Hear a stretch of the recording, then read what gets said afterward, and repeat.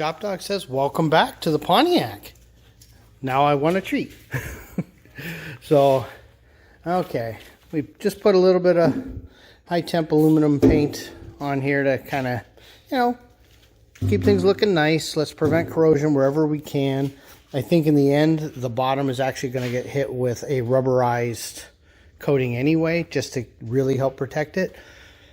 Today's goal is that. It's gorgeous out. It's like 63 degrees and a light breeze. So that door is probably coming up shortly. The other thing that happened is somewhere in here, in this box, we have our pieces of stainless and somewhere, stainless couplers, because I can't weld stainless. And we're gonna have to do our harness and everything. I actually have been learning about heat shrinks and whatnot, because I'm gonna have to extend the wires and which ones. Any PVC based, this has been sitting in gas all week. Any PVC based is fine. Been learning about wire, and definitely once again sticking with PVC. Well, either PVC or PTFE. Both of those seem to be fuel safe, because we do have to extend the wire for the fuel pump. And when it's time to do that, I want to make sure that it is safe and permanent. I'm not worried about fires or arcing or anything like that. I'm worried about you're driving and then you're not, because a wire has corroded through. So we just got to make sure all that is safe. And then all of the EFI clamps I have are too big for this hose that comes off the 255. So we're gonna have to make a trip at some point and pick some up. Yeah, so that's kind of where we're at for Pontiac this morning. We will see how far we get today. We're starting to do our mock-up, and we've done our cut, so can't send it back. That's where the sock's gonna sit. Coming around, we did have to add one subtle bend here, and that is some hard stainless. Let's get the pump off the tank for this, and then the light. And then if we come around, all right, let's get a little light in here, and let me see if you guys can see where she's pointed. So I think you guys could see that.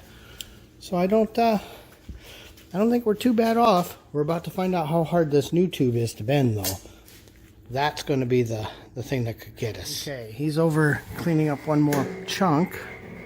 But you can see, well, maybe you can see, maybe you can't, where we're winding up. Put light in here. So we're getting down to the bottom, and then we just got to make that angle and go over to the pump.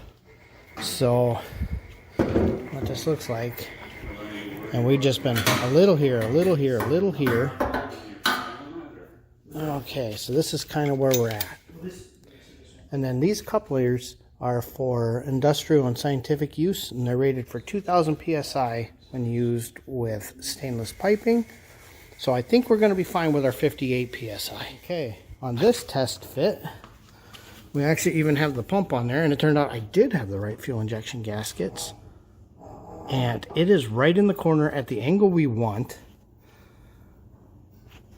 I thought we were going to have to do one more little bend, but honestly, I'm pretty happy with where that's going to sit.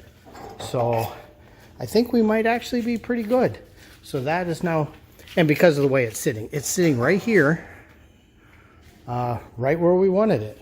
So I don't know that we're going to get a lot better than that.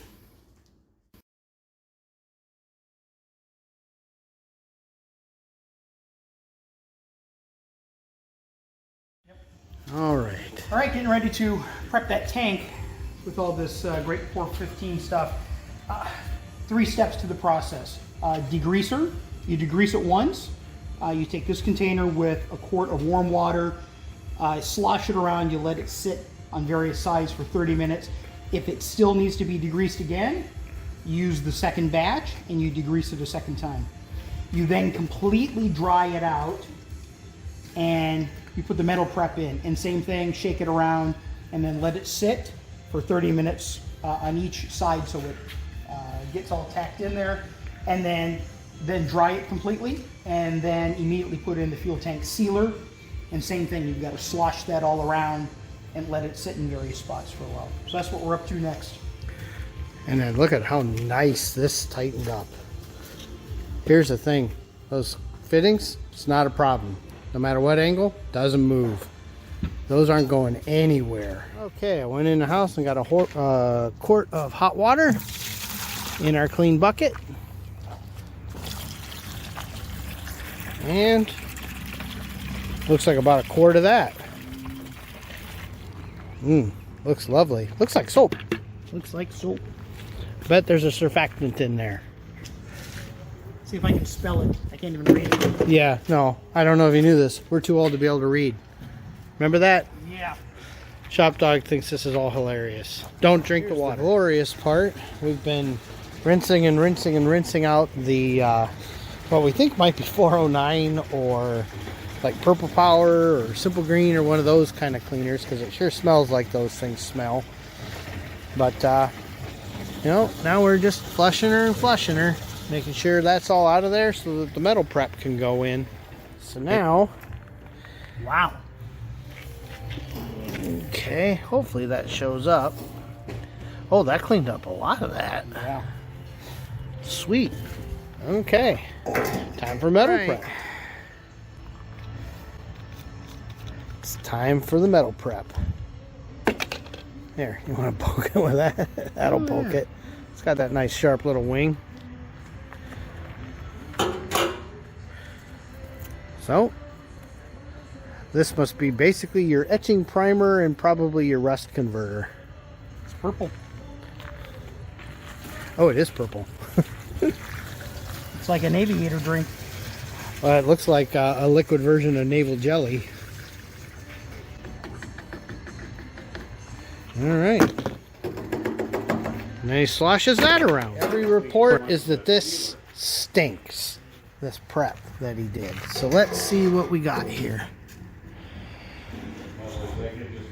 Okay, well, the metal looks very, very clean. I hope you guys could see that. So now we're going to pump some heat in there and dry it.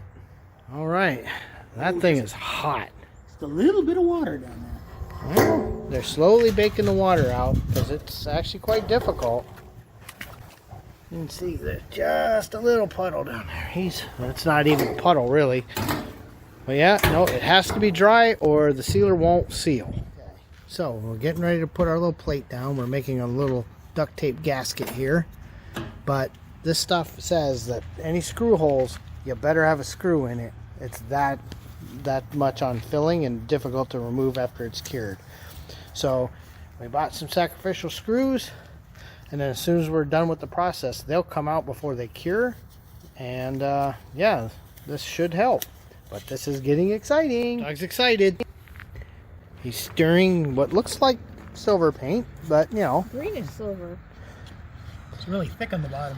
Yeah, that's the stuff you're probably stirring up until it's a uniform color, it says, and then probably a little bit more. We have made our gasket surface here. So we've got that. And it does say to use duct tape, so that's what we used. That one's duct taped. And then we even, because that is a vented cap, put duct tape on that. We are getting a new cap, but you know, we need it for now. So then, in a few minutes, once that's all stirred up, he's going to pour that in, close it up, roll it around for a while, and then pour it all out. And whatever comes out, we've got to dispose of by letting it harden. But it says don't let it pool up in there or it'll never harden. So we just want to leave a thin coat everywhere. And then this becomes the new liner of the gas tank. So I imagine it's more like the plastic gas tanks you have in modern cars. Okay, we don't want to spill it. It's disgusting looking. Okay, maybe a sacrificial funnel, but they're cheap. So this is the fun and interesting part. I would set that can right in this nasty bucket. All right.